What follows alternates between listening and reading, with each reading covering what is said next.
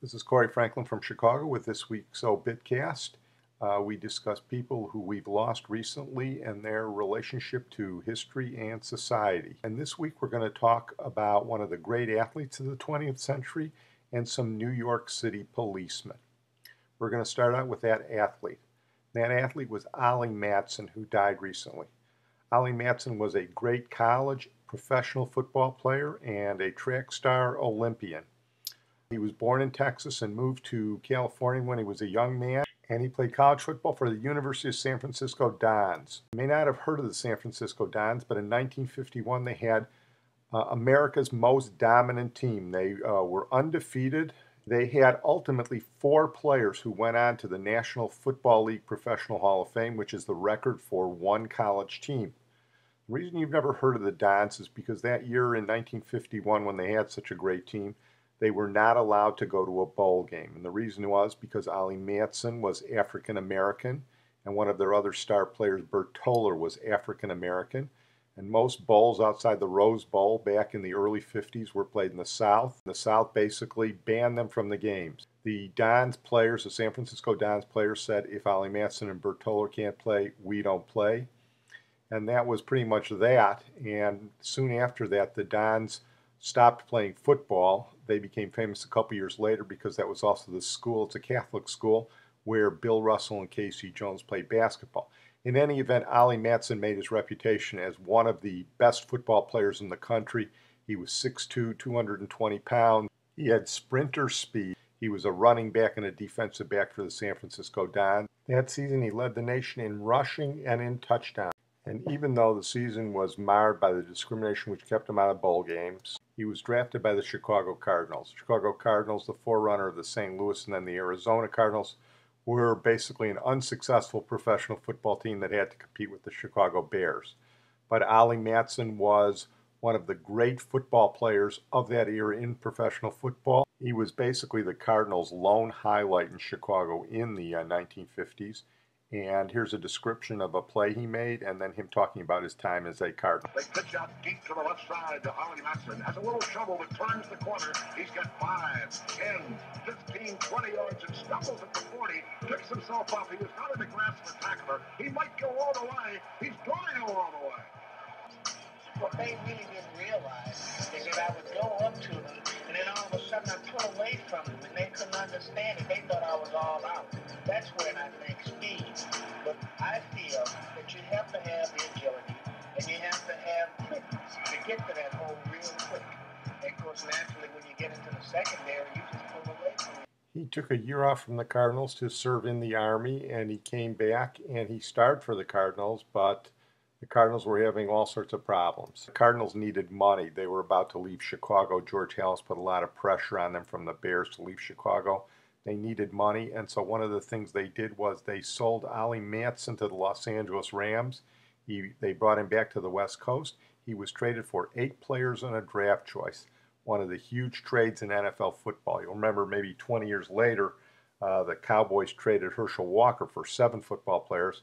Well, in the late 50s, we had the equivalent trade where the woeful Chicago Cardinals sold Ollie Matson for 8 players and a draft choice to the Rams, and here he talks about that. Well, actually, I thought that the Rams got the better end of the deal because, as you know, during that time, I was the only drawing card that the Cardinals had, so they gave me up to go there, and I thought the Rams really got the better end of the deal.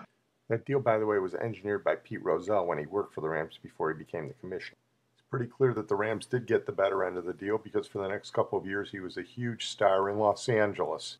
Here's a 95-yard pass play that he was on the receiving end of for the Rams. The Rams are pinned up close to their own goal line. They're going to throw from the end zone. They throw deep down the middle. Ollie Matson in the open. It's a great catch and puts it in the clear. Matson all in all is running coast to coast. A tremendous play. Despite the discrimination that Ollie Matson faced in college during the 50s and in the pros, he remained a genial, a fun-loving guy, and he was elected to the Pro Football and the College Football Hall of Fame in the 1970s. Everybody appreciated his good nature. Here's part of his speech at Canton when he was inducted into the Pro Football Hall of Fame. To you many, many people and fans, and believe me, you have thrilled me. Because when I was driving down the Then that's for all the people that were out there and they were hollering Ollie Matson. This made me feel for Ollie Matson, maybe you have done something. I would be remiss if I did not mention Ollie Matson's Olympic career. Here's an announcer describing it. Matson also holds a bronze medal in the 400-meter run and a silver medal for the 4x400-meter relay from the 1952 Summer Olympics held in Helsinki, Finland. Ollie Matson, a true American hero, his story must be told. Well, I have to agree on all counts. He was a great football player, great Olympian, battled discrimination, and was a great human being.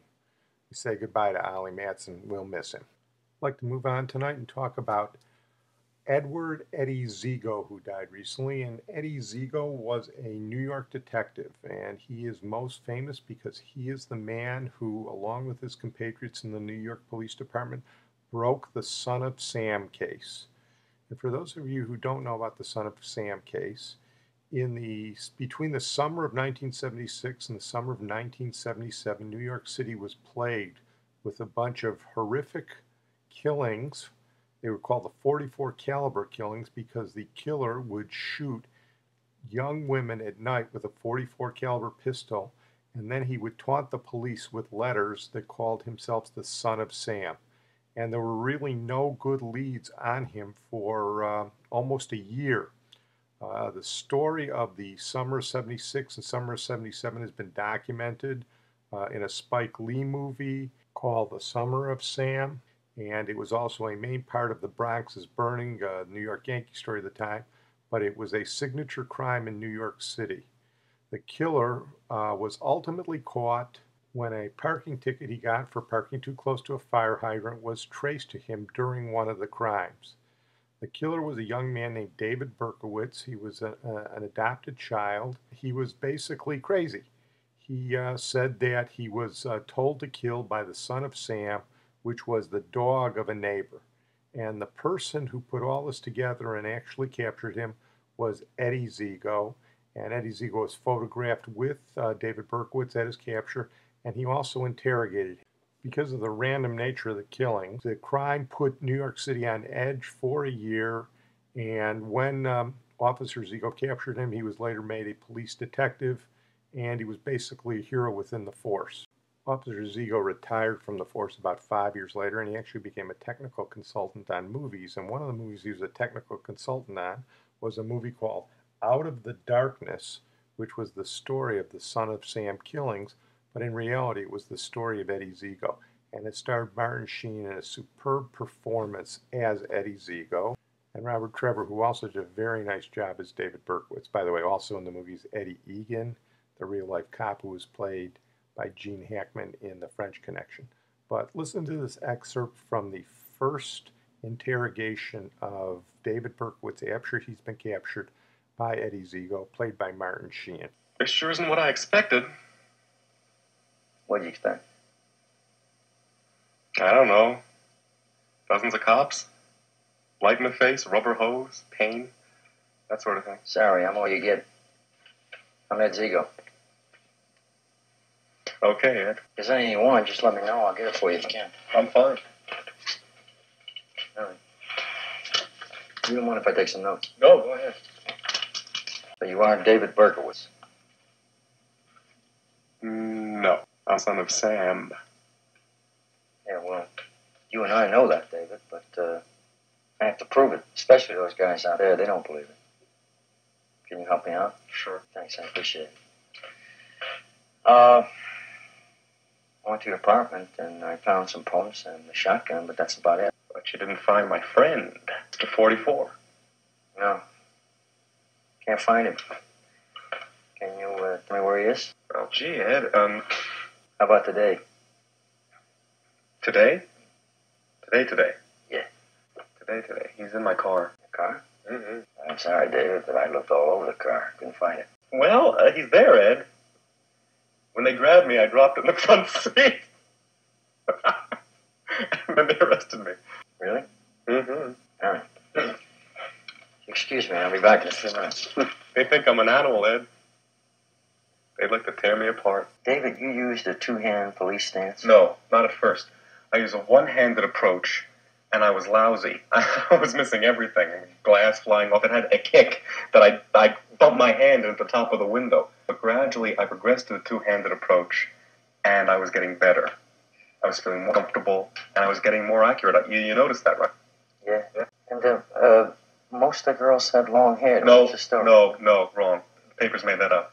Really? No, it didn't matter to me. Really? Yeah. All right, let me ask you, David, maybe you explain something to me.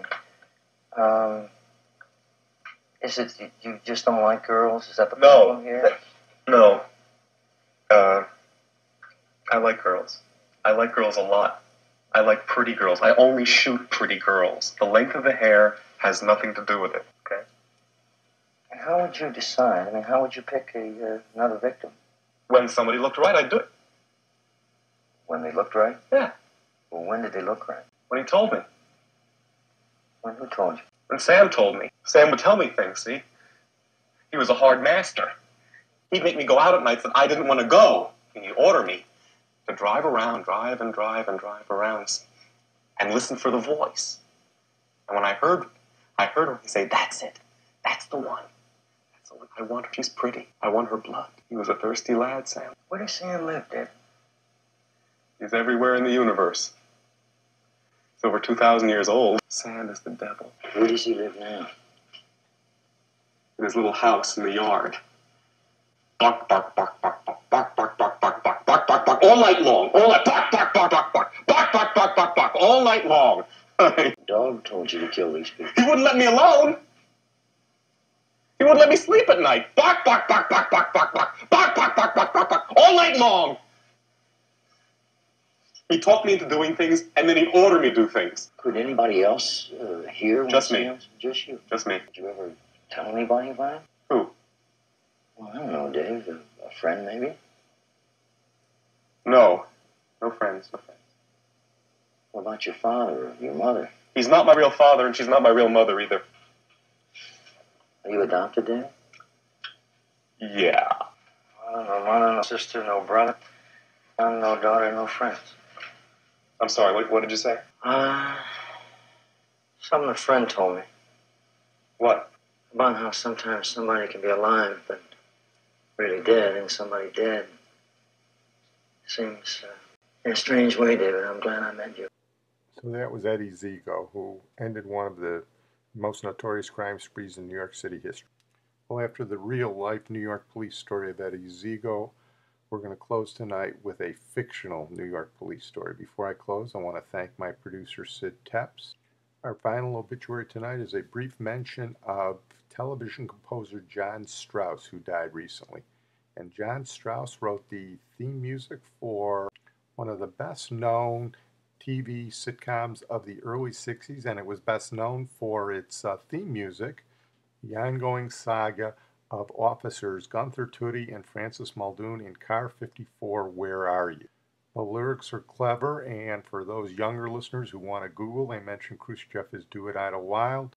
Nikita Khrushchev was the ruler of the Soviet Union during the early 60s, and Idlewild was the name of Kennedy Airport before there was a Kennedy Airport. Thank you, John Strauss, who died at 90, for one of the most well-known theme songs in television history. Good night, folks. Talk to you next week. There's a holdup in the Bronx. Brooklyn's broken out in fights. There's a traffic jam in Harlem that's backed up to Jackson Heights. There's a scout troop short a child. Khrushchev's Do It Idlewild. Car 54, where are you?